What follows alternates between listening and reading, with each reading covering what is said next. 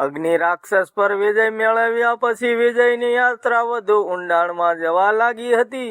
હવે તે માત્ર દુશ્મનો સાથે લડી રહ્યો નહોતો, તે દુશ્મનોના રહસ્યો સમજવા લાગ્યો હતો. પણ હવે જે બનવાનું હતું તે પહેલા ક્યારેય થયું નહોતું. અજાણી ઉર્જાનો અહેસાસ. એક રાત્રે વિજય એક જંગલમાં આરામ કરી રહ્યો હતો. અચાનક તેને આસપાસ એક અજાણી ઉર્જાનો અહેસાસ થયો.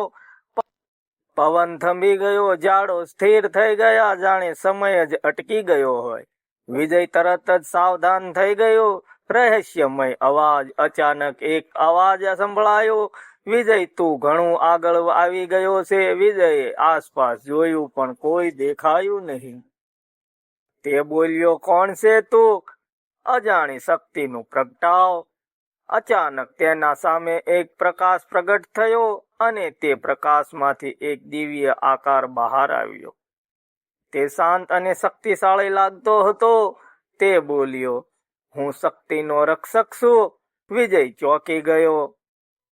મહારહસ્ય ખુલ્યું. રક્ષક બોલ્યો, દુનિયામાં અનેક શક્તિઓ છે, પરંતુ તે બધા સંતુલનમાં હોવી જરૂરી છે.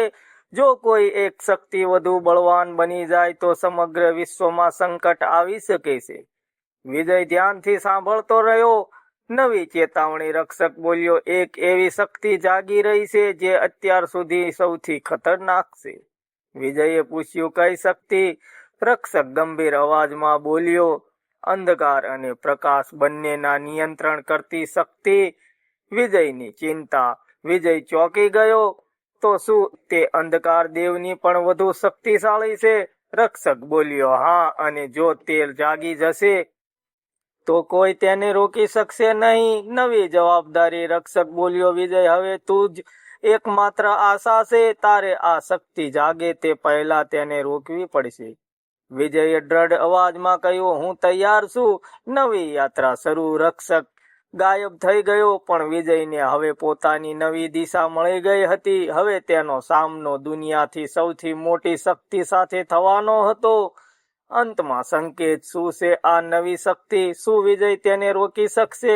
શું માતા ફરી મદદ કરશે?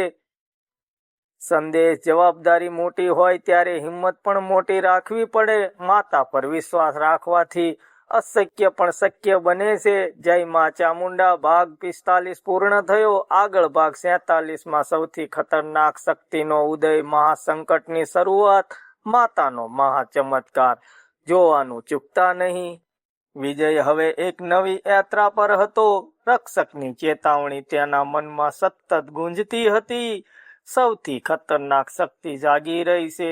તે જાણતો હતો કે હવે જે થવાનું છે તેનાથી અત્યાર સુધી સૌથી મોટી કસોટી છે. અંધકારમય વિસ્તાર. વિજય એક એવા પ્રદેશમાં પહોંચ્યો જ્યાં આકાશ હંમેશા ધુમ્મસથી ઢંકાયેલું હતું. સૂર્યપ્રકાશ પણ ત્યાં સુધી પહોંચતો નહોતો. પવનમાં અજીબ ઠંડક હતી અને દરેક પગલામાં એક અજાણી ભયની લાગણી હતી. વિજયે મનમાં કહ્યું, આ જગ્યા છે. સમયનો ભંગ. અચાનક કંઈક અજીબ બન્યું. વિજયને લાગ્યું કે સમય ધીમો પડી ગયો છે.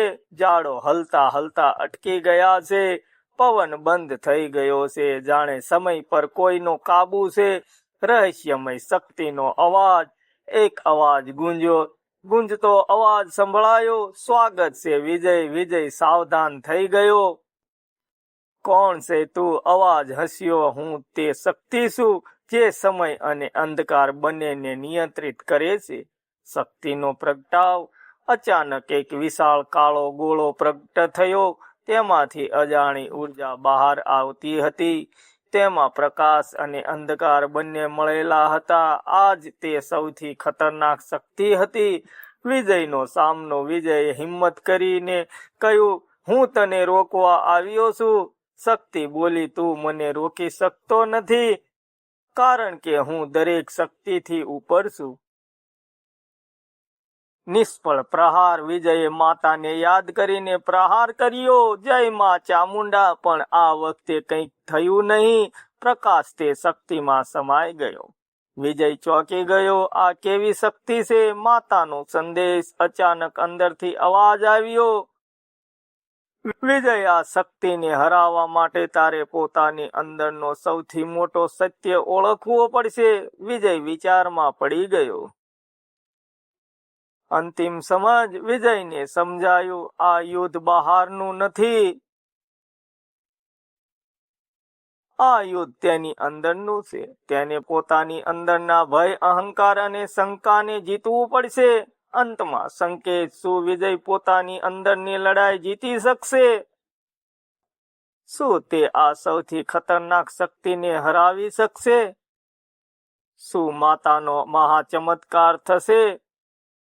મિત્રો, વાર્તાનો સંદેશ: સૌથી મોટી લડાઈ પોતાના અંદર જ હોય છે. સાચી જીત માટે આત્મવિશ્વાસ અને શાંતિ જરૂરી છે. જય માં ચામુંડા. ભાગ 47 પૂર્ણ થયો. આગળ ભાગ 47માં આંતરિક યુદ્ધની શરૂઆત, વિજયનો સૌથી મોટો નિર્ણય, માતાનો મહાચમત્કાર જોવાનું ભૂલશો નહીં. મિત્રો, વિડીયો સારો લાગ્યો હોય તો લાઈક, કમેન્ટ, શેર કરવાનું ભૂલતા નહીં. મળીશું બીજા વિડીયોમાં. ત્યાં સુધી જય માતાજી.